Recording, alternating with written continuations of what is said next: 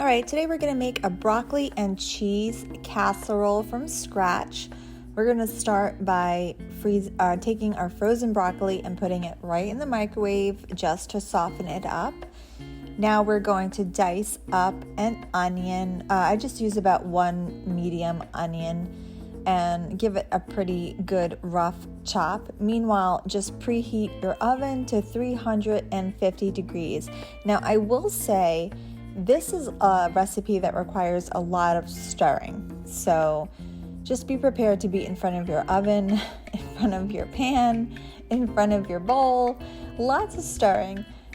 In my pan, I put a little bit of olive oil and a little bit of butter, and I'm popping out some garlic. I use frozen garlic, and in goes my diced onion. And here we are beginning to stir. Basically, we are going to, over medium heat, just get those onions to be a little translucent. In goes some salt and pepper, and stir, stir, stir. Once I feel that the onions are translucent, I will put 3 tablespoons of flour. You may have to cook the flour down just a bit.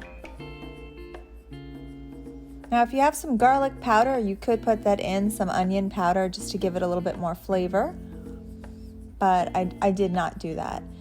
I put in a 3/4 cup of heavy cream and then a cup of milk.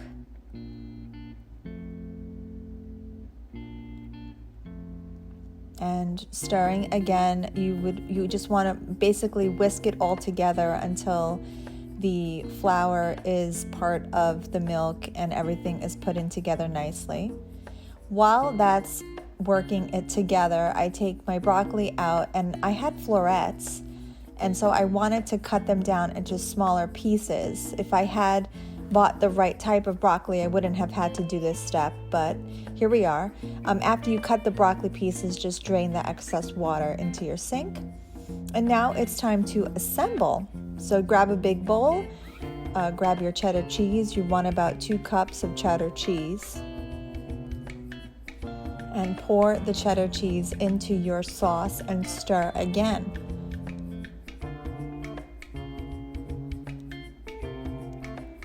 Now, I was thinking about this. You could potentially not use the flour and maybe use cream of cheddar cheese soup or cream of celery, something along those lines. I might want to try this recipe again and use cream of celery or cream of cheddar cheese as the base. I think I will do that again and let you guys know how that tastes.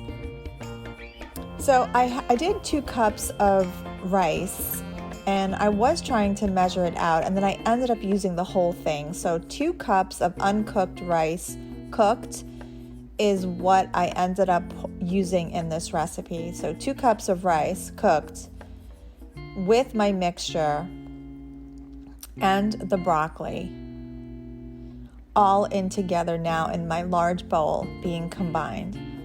So me trying to measure out the rice did not even matter. So completely ignore me doing that. I needed all the rice. There was a lot of sauce that I created. So that's what it looks like beforehand.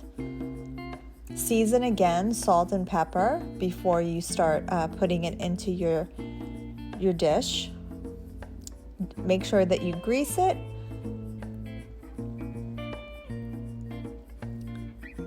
And before you put it in your oven, you will want to top it again with cheese. I just sort of took my bag and went over the top and sort of covered it. I made sure I covered every portion of the top. And then you'll want to cook this for 35 minutes. But after the 35 minutes, what I did is I wanted to broil it because I wanted to make sure that it was brown. So once my 35 minutes was done, I set my, so that's how it looks after the 35 minutes, but I like to have my cheese brown. You could take it out right there and you could eat it, it's perfectly fine. But if you set it to broil for 5 minutes and just keep an eye on it, you get it to look a little bit like this, which is, it gives it a little bit of a crispier crunch on top. which is what I absolutely adore. So that's up to you. That I'll leave that last step as an option. It's a great side. You can add pre-cooked chicken in here. I always, if I have leftover chicken, I add in the chicken, and then it's really a complete dish. And I hope you enjoy.